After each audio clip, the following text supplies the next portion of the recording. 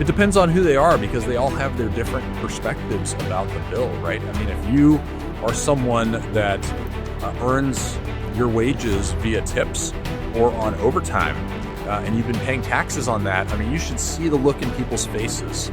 They light up when you tell them, hey, not only are the tips that you make moving forward from July 4th and the overtime that you make moving forward from July 4th, those aren't taxed. When you file your tax return early next year, you're going to get all the money back from January 1st to July 4th that you actually withheld for taxes. You are going to get a big old check, in your wallet, and you should just see how excited they are about that. When you talk to business owners that get to maintain their 199A small business deduction, when you look at the R&D expensing, when you look at the 100% upfront accelerated depreciation.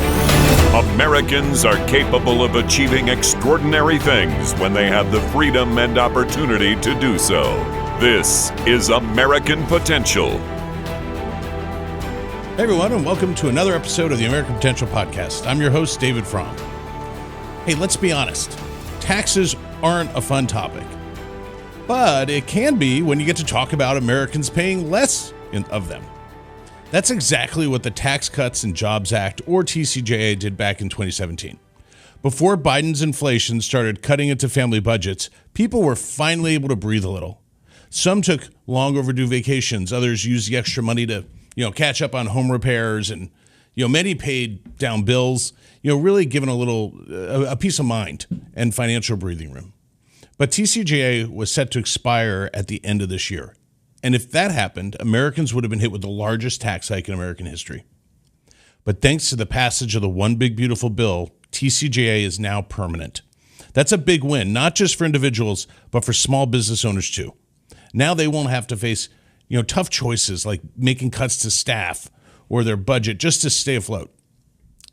And today on the podcast, we're going to talk to Congressman Pat Harrigan, who represents North Carolina's 10th Congressional District, and North Carolina business owner Jim Rhoades-Baldwin, to talk about these tax cuts being made permanent.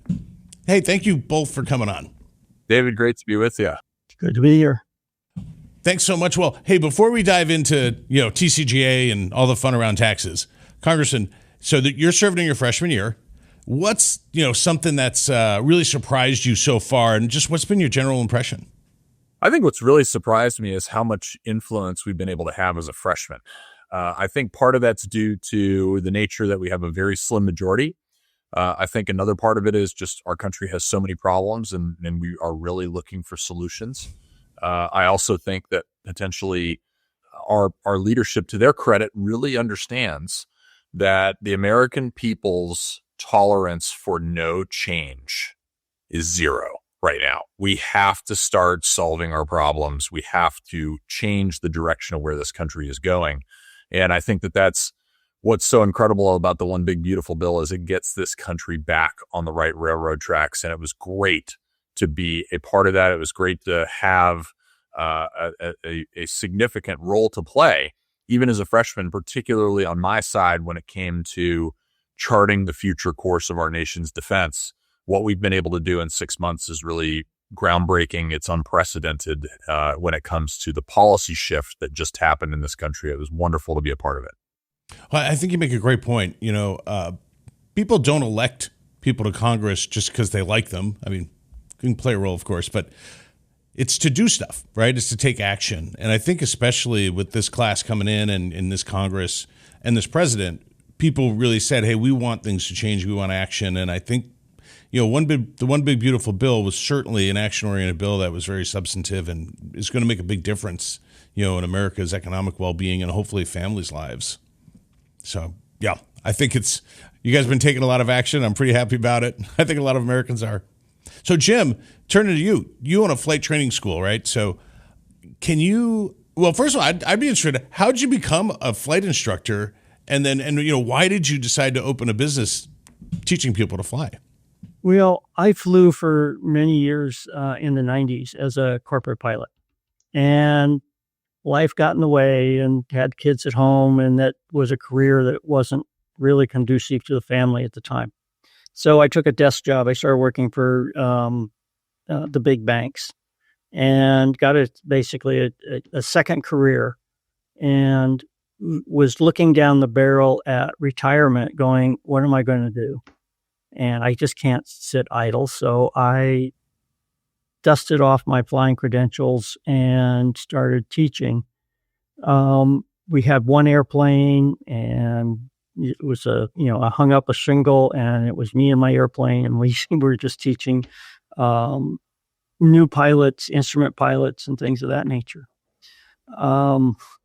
And not sure exactly why, but I got pretty popular, and I got a pretty good following. And then I added another airplane.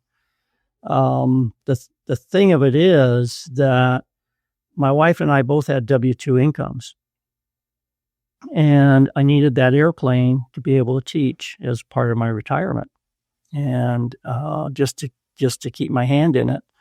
And so with the Jobs Act, I was able to buy that airplane, depreciate it, and that year we got both of our W-2 income withholding as a tax refund for that year because of that accelerated depreciation.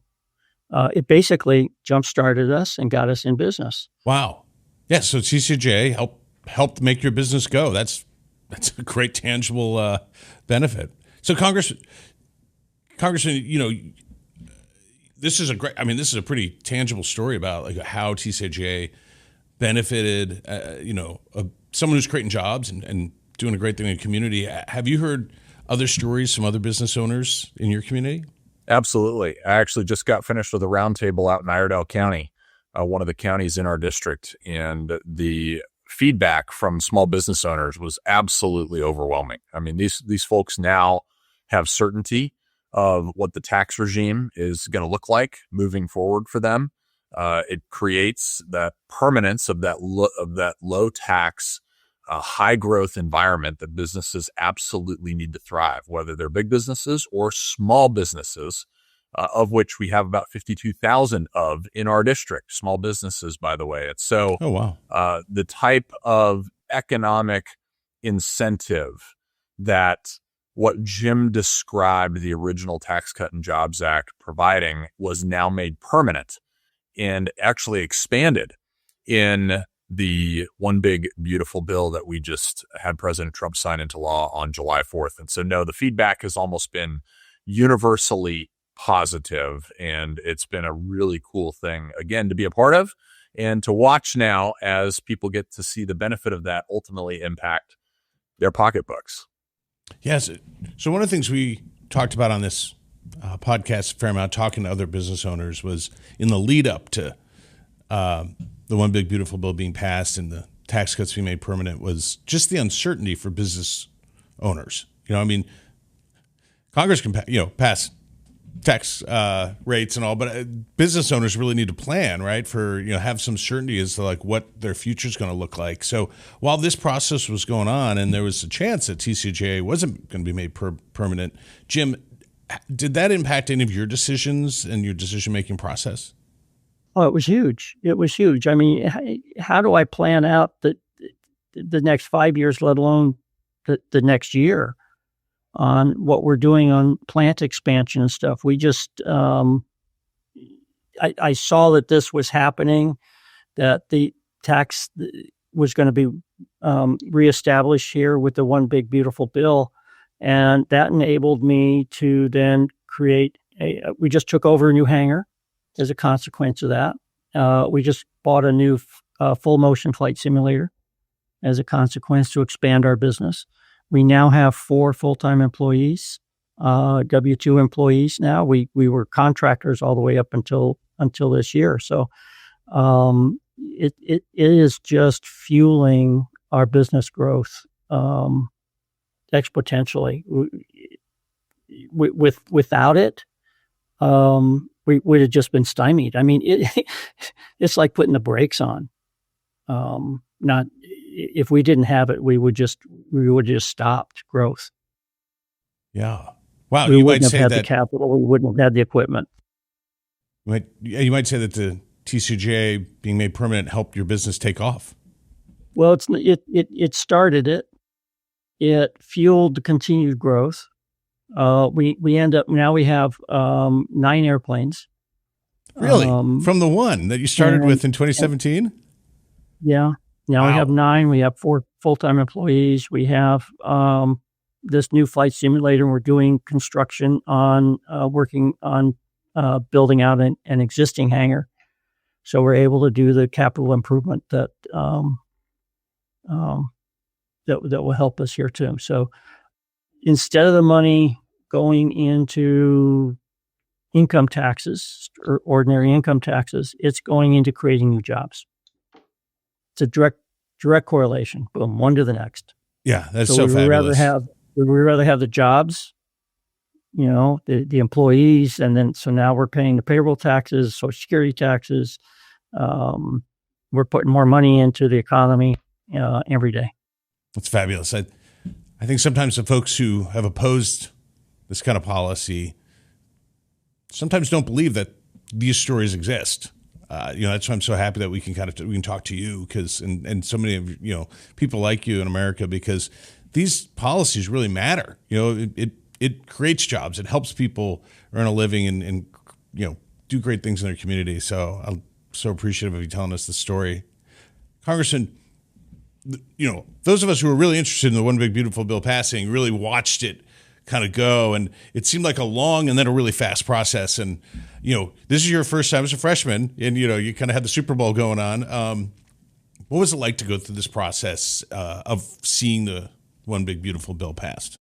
Well, there's no doubt, David, that this is once in a generation, if not multi-generation legislation. I don't think that in the history of our Congress, we have had one single piece of legislation be so comprehensive with respect to the policy shifts that are happening. I mean, this covered 11 committees of jurisdiction in one bill. That has never happened before. And so when you take a look at the comprehensiveness of this legislation, exactly how consequential it is across so many different parts of our lives, and certainly across all of our industries, it was really something truly special to be a part of. This is something that I could, and I won't, by the way, be in Congress, for the next 30 years and never have the same opportunity to do that again. So it was, as you said, David, like coming in, having not had an NFL career before, and my first game is the Super Bowl. Yeah. And that was really, really cool. But I think what Jim laid out there earlier about the thought philosophy and the thought theory of what this policy does, I mean, it absolutely makes a very clear delineation. And it says, instead of the government taking the money that my business has earned, I'm going to let you keep it and let you deploy it for the benefit of those who live and work around you, whose businesses depend on the growth of your business. And you're letting American job creators create that next opportunity with those dollars instead of the government coming in and doing it. And that is just, we've just set the foundation for the largest pro-growth economic boom that this country will have ever seen. And I couldn't be prouder of that work.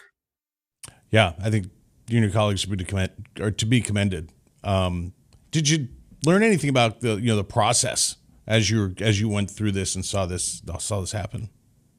Well, it's incredibly slow, and there are so many different elements to how you have to craft this legislation, particularly understanding, look, you've got just in the House, and let alone the Senate, you have 435 different members of Congress that each have their own representative constituencies. And each of those constituencies has different priorities.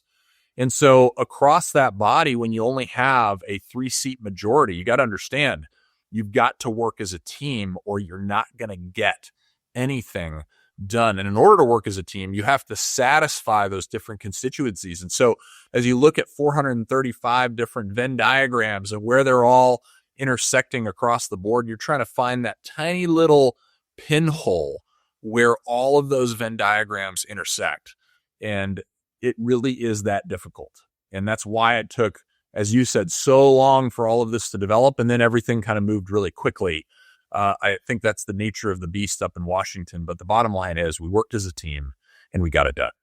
In watching it, and I've been around Congress for a few decades, actually. Might not look it, but I have.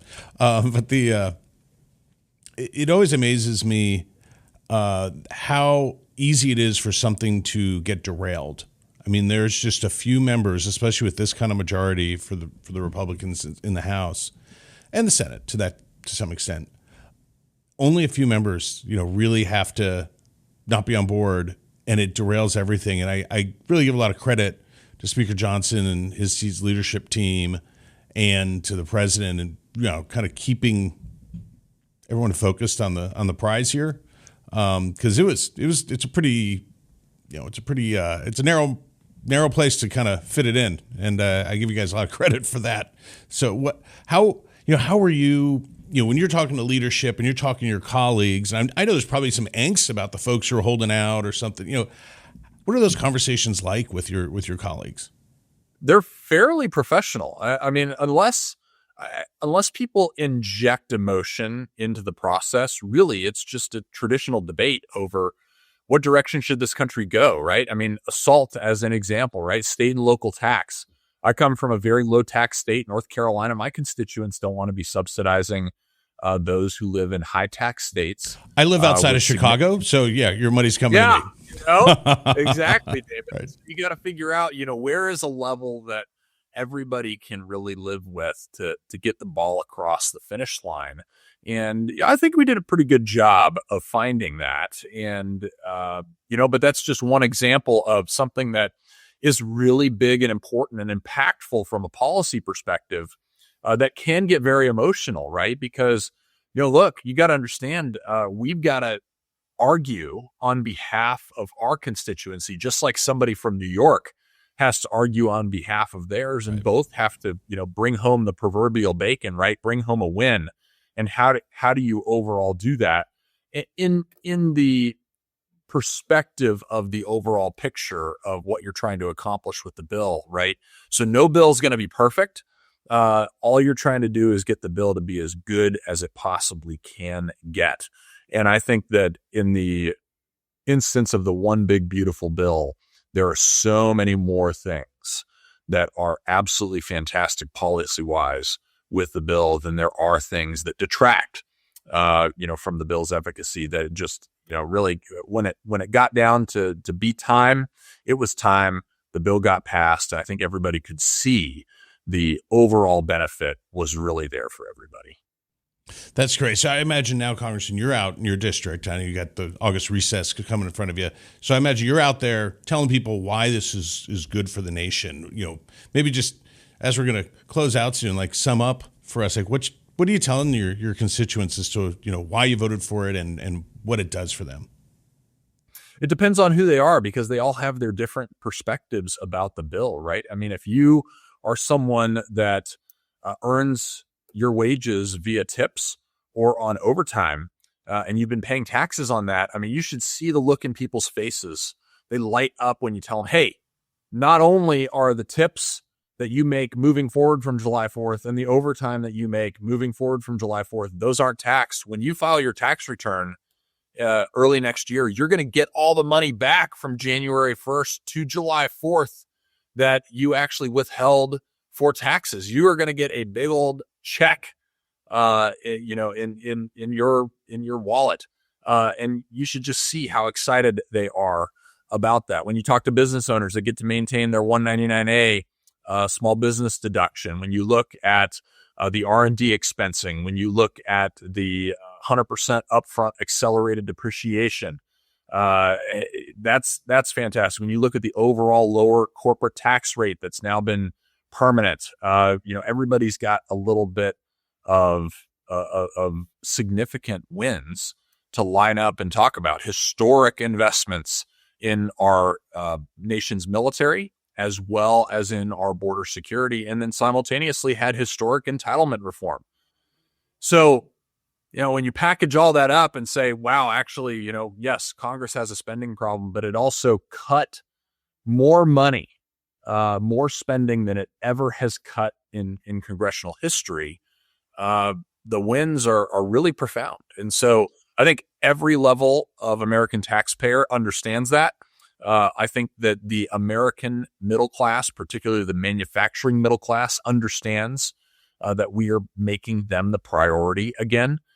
So everybody wins out of the one big, beautiful bill. And that's why the legislation has been so popular, even if it is maligned by the other side that, frankly, is misrepresenting what the bill is all about, which is unfortunate. But I think people are going to realize that in their own personal experience between now and this time next year. Agreed. I certainly hope so. And I think that's part of our jobs to stay out there and tell people the truth. So to close this out, Jim, you're somebody who's very tangibly seen great results because of TCJA passing the one big, beautiful bill. So what does the future look like for you, for your business? Well, I see nothing but upside right now, and adding more employees and turning and basically generating more revenue for the government and everybody else, because the better we do, the more, all of that, it's supply side economics. We're the means of production, and the production creates jobs and wages and the taxes for whatever social services we do have. I think it's a great upside all the way around. So we have a very bright future. We're actually taking this and looking at expanding to other airports beyond just our own airport facility here today. That's great news, Jim. I think, David, there's a lot of air under his wings right now. It's awesome. Yeah, it sounds like the business is going to soar. Yeah, pun intended, right? We can do this all day long. Well, I want to thank both of you. I really appreciate such a concrete example of good policy making a difference for good people, creating jobs and realizing their American dream. Congressman Harrigan, I know you've been a wonderful partner and friend to AFP and AFP North Carolina in particular, and I really look forward to that continuing. And Jim, I wish you the best of luck with your business, and I hope continued growth. Great. Thank you. Thanks so much for joining us. Keep climbing, Jim. Yeah. Thanks, David. Thanks. Well, hey, folks, if you like this episode and would like to stay connected with the podcast, be sure to like and subscribe to our channel, as well as following us on Facebook, Instagram, and YouTube. Always remember, liberty and freedom are easily taken for granted. Don't take it for granted. Go out there and defend freedom and liberty. Thanks for joining us, and we'll see you on the next episode. Thank you for listening to American Potential. You may listen to more stories from Americans working every day to expand freedom and opportunity in their communities by visiting AmericanPotential.com.